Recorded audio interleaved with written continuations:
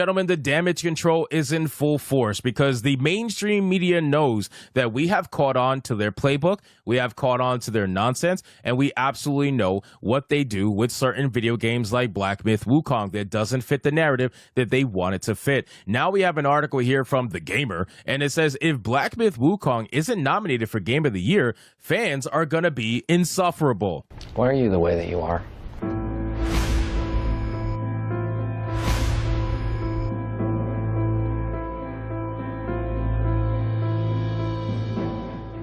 Now, they're putting out this article quite simply because they're trying to get ahead of the conversation. All they're trying to do is realize that this is not going to go their way. People have caught on to the fact that Black Myth Wukong is not just a successful game. People actually genuinely enjoy the game. And there is so much cope in this article you guys wouldn't even believe. It is nauseating, the amount of cope that's in it. And they try to do the typical thing, which is, oh, the game was only successful because it was sold in China.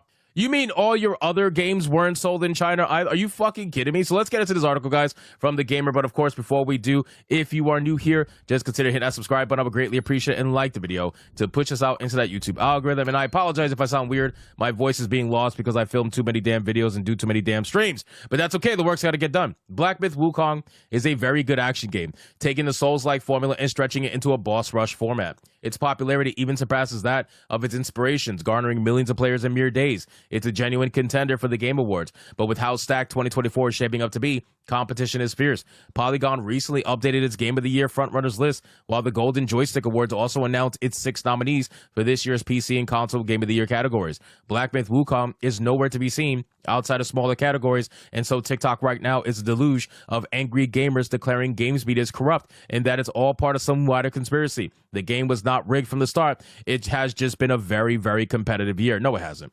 No, it hasn't. Listen, there has been great games that have come out this year. There's no doubt about it. But to call it a competitive year, you're out of your fucking mind, okay? There's games that have come out that absolutely should be recommended for Game of the Year, and Black Myth Wukong is one of them. Not just because it's successful, but because, quite simply, it is a damn good game. The amount of content that you get for one singular price with no DLCs, no microtransactions, interesting gameplay, interesting story, cinematic storytelling, mind you. Every single chapter ends with a literal anime or some sort of animation playing for like 5 minutes. They give you a fucking show. Literally, it's insane the amount of content that Black Myth Wukong provides you for one singular price when you have games like Star Wars Outlaws trying to charge you double for half of a game, and it's buggy. I mean, I really don't understand how we are even having this conversation, but they are simply trying to get ahead of it because they know they're never going to vote on it for Game of the Year. They know that, right? We know that. We've said it. We've said it the moment the game come out. If you guys watch my live streams, you realize I've been saying it since day one. I was saying this shit before the game even came out. I was like, if this game is successful, there's no way they're making it Game of the Year because there's no diversity in it. No diversity to their standards, mind you, because there's women in the game. There's plenty of women in the game, but the journalists don't know that because they can't even get past chapter 1. This week alone, we've had Silent Hill 2 remake, which, again, a remake for Game of the Year, maybe. But I really don't even want to start going down that route. Metaphor Refantasio, Dragon Ball Sparking Zero. Dragon Ball Sparking Zero could be an option, but a fighting game as Game of the Year is very unlikely. 3 critically acclaimed hits that are all vying for the spotlight with equal fervor. Earlier this year, we also saw the launch of Astrobot. Highly doubt that gets Game of the Year. Final Fantasy VII Rebirth doesn't deserve it. Like a Dragon Infinite Wealth, Tekken 8, Helldivers 2, and Dragon's Dogma. None of these games are anywhere close to being as impactful as Black Myth Wukong.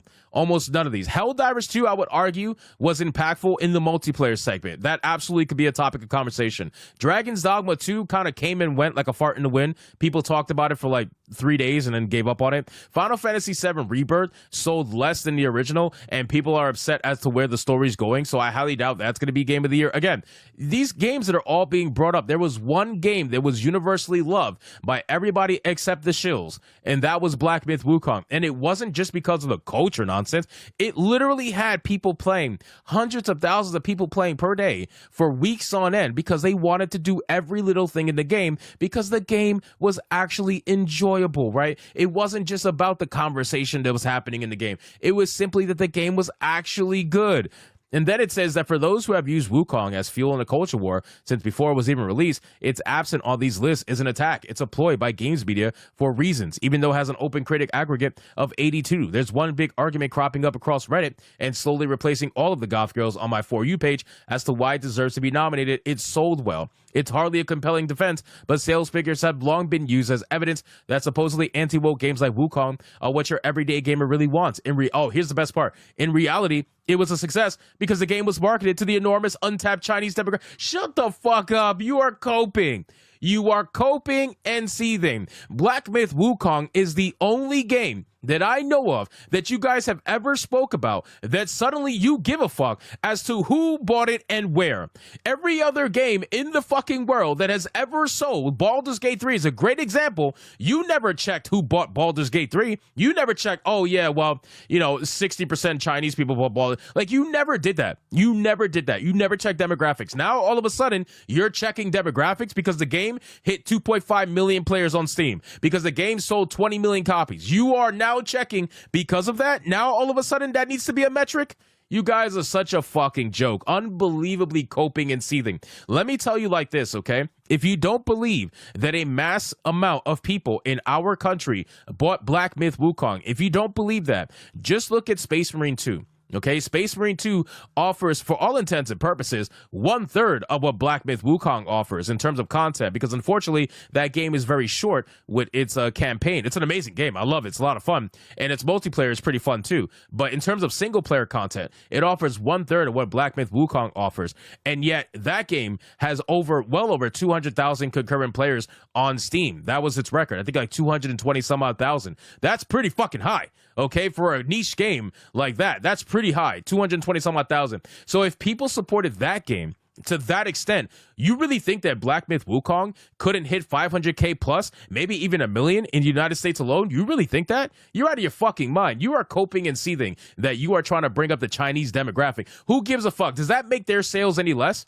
Right? Does it make their sales any less if China supported a product that was made for China? Does it make them any less? Are they not allowed to be in the conversation because it was supported by the Chinese demographic? You guys realize what you're trying to say here in this article? And then he says it was only made worse when streamers were reportedly sent guidelines asking them to not mention feminist propaganda or politics. Black Myth Wukong became the poster child of the most toxic vocal gamers on the internet, and everything since its launch has only worked to further that image. You guys realize how much you're coping by saying that they're bad for saying, hey, don't mention anything other than the fucking game when you're doing a game review? I feel like it's a sad world that we live in, that these developers have to even put those guidelines in place in the first place because they know that losers like you want to take every single video game and make it about politics. Every single video game, you want to make it about politics. You want to talk about feminism. You want to talk about representation, all this shit, when you don't even want to talk about the game. You're doing it right now. You're literally doing it in this article right now. Wukong was a monumental hit. There's no denying that. Within days, it skyrocketed to the 7th most played game Steam of all time with a concurrent peak of 2.4 million players. But numbers aren't everything. Oh, the cope. The cope. Numbers aren't everything. Oh, okay. Tell that to the studios that are firing people. Yeah. Tell that to all the developers that are doing layoffs. Tell that to all the studios that are closing down. Tell that to all the tell that to Ubisoft actually that their stock has dropped 90% in a year. Tell that to them. Numbers aren't everything, guys. The message is the most important things, guys. The amount of fucking cope at the end of this article is so pathetic. Who wrote this? I want to give you your just due. Who wrote this? Yeah. Holy shit, what a fucking cope. Oh, man. Anyway, thank you guys so much for watching. I appreciate it. And if you're new here, consider hitting that subscribe button. I would greatly appreciate it. Don't forget to like the video, comment, let me know what you thought. And I'll see you guys on the next one. Hypnotic out.